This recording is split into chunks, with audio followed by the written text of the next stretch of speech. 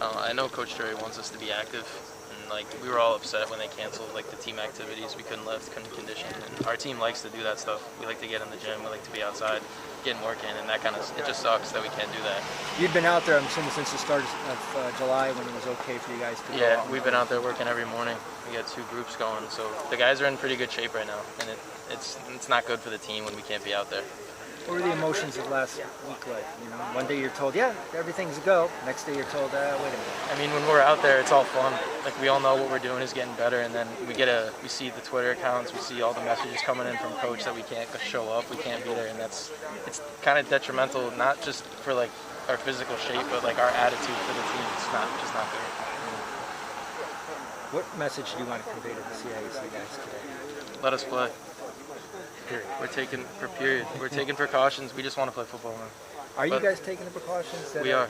We walk in with masks. We walk out with masks. And when we don't have masks on, we're safe distance away.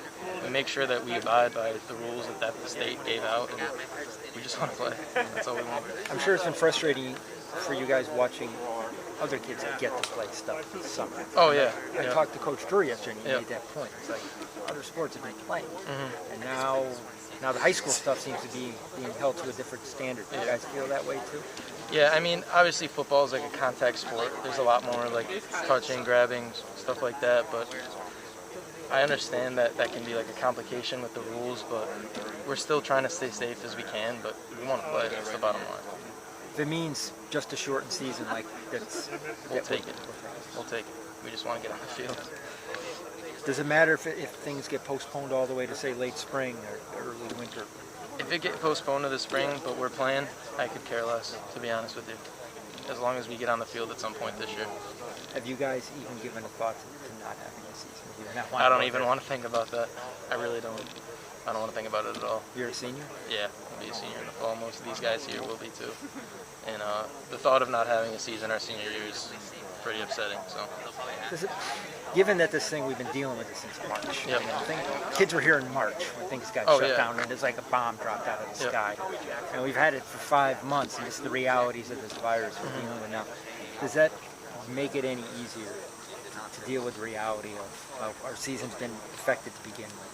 Maybe we're not going to have anything. I think we all like comprehend what's going on, like the severity of the situation, but at the same time, like we know that we're being safe, we're around each other, and like our communities put up guidelines. Like everyone's been pretty solid on following the rules. So I think while we know that it's dangerous, we know that we're being safe. So we think that we'll be able to play. That may have on other sports, so we have to balance that. It's about what we can do in the best interest of all kids and what we can give everybody opportunities. Okay? So from our perspective and CIAC's perspective, that's how we got from where we are to where we are, from where we were to where we are now. I want you to understand that moving forward. We are going to, I think, share the same position as we walk into tonight. That we feel the metrics support us playing. That there's no guarantee that tomorrow is going to be better than today. And if the metrics say it's okay today, give us the opportunity to try. But if they have information or something that's different, we need to listen to that to try to understand that, and then try to find a place where the metrics may be better to be able to do this in the future. Conditioning, right? So again, we feel that we've been successfully conditioning pretty well since July 6th. Okay, but when we got this information from DPH, again, there was definitely a recommendation from them that everything pause until 2 weeks after school started, including practice and conditioning. Okay, not fully understanding again what is behind the rationale behind that recommendation. 2 things. One, we have to operate on the belief that if the DPH is making a recommendation, it's in the best interest of public health and safety. So, until we know more about that, we feel that the most responsible thing for us to do would be to follow that recommendation until we understand it better. The other position is we're a member school organization. Okay, we serve our member schools, and we didn't want to put our member schools in a position, from August 13th to August 17th to have to make a decision. Either we're going to follow CIAC's rules or we're going to follow DPH's rules, right? there needed to be an opportunity for CIAC and DPH to come together to learn what has changed in their mind from late July to now, to understand that. And we want our schools to understand what has changed in their mind from late July to now. So our schools have the best information that they have to make a decision. So our pause there is to honor and respect that if they're making a recommendation, it's in the best interest of public health, and to provide the best opportunity for our schools to have all the information they may need to make a decision of individually what they may do with sports or not do. And then after we have, kind of a better understanding with DPH, then we'll be able to, maybe develop a time frame from there. But, as we walk into tonight, there's no definitive time frame set for us. We will get together, I'm sure with our board tomorrow to have some, just debriefing conversations. But, hopefully after tonight, we'll be able to, understand better where DPH is, and that'll help us determine, what sort of time frame we may need moving forward. But we want to do it as quickly as possible, but we also don't want to rush something where there's another change. I think, we heard, I think the young man from Hall, who expressed very well that, change is difficult and frustrating, for our kids from a mental standpoint. And so, whatever decision is the next one that we make, we want to be the direction that we have at the beginning of the year. Again, we always have to understand that that may change based on, what changes in elements tomorrow. I think this morning there was a report in the News Times that youth sports in Danbury, are going to shut down, and I don't know if that's for a period of time or that's so. Again, we just have to be willing to accept that metrics and information are going to change on a daily basis. But we want as much as possible to give a definitive direction for our kids, our coaches, and our schools of how they can proceed in the fall. I think these kids were incredibly articulate today. When they spoke, I don't think anything was rehearsed from what they said. You could see the emotion in their voice.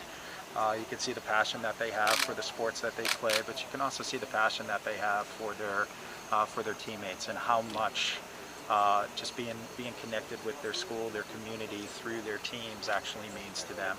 And that's the value of sport. It's the motivating factor that it has off the field, and the long, lifelong impacts that has. That I think all of us who have participated in athletics benefit from the most. Glenn, what are your... In open dialogue and conversation, DPH has been an incredible partner throughout. They really have. There's no tension, there's no animosity between any of us walking into tonight. As I said, the position that they held in support of our plan from July 24th and 28th to August 13th changed. We don't question that they had a change. What we need to understand better is why. And again, their job is to look out for the best interest of public health of everybody in the state. So if they have the recommendations that they have today, there has to be reason and rationale behind that, and we just want to understand that better to see if there is some common ground that we can meet.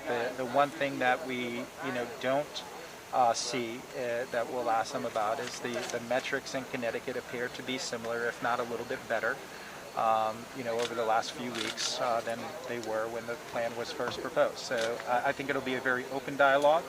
I think it's a great opportunity for our medical experts and theirs to sit around the same table to understand not only from a public health standpoint how decisions impact kids, but also from a sport-specific standpoint how decisions impact kids, and the realities of moving to other seasons and the challenges that may propose.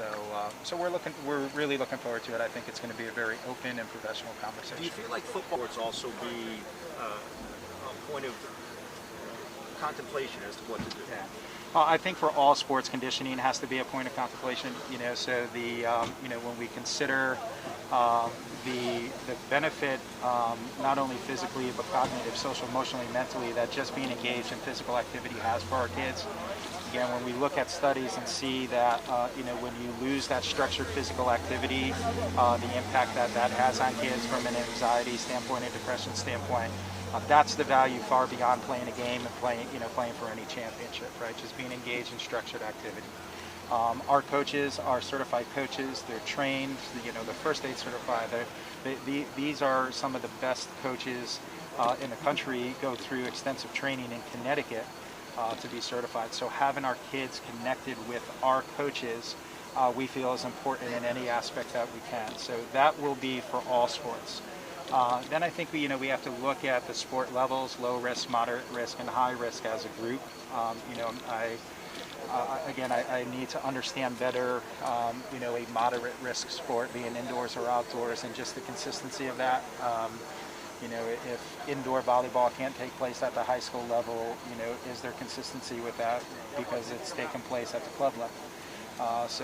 We just want to understand that better of, why the inconsistency with the moderate risk. High risk, I think, has been pretty consistent throughout. That, again, it allows practices to take place.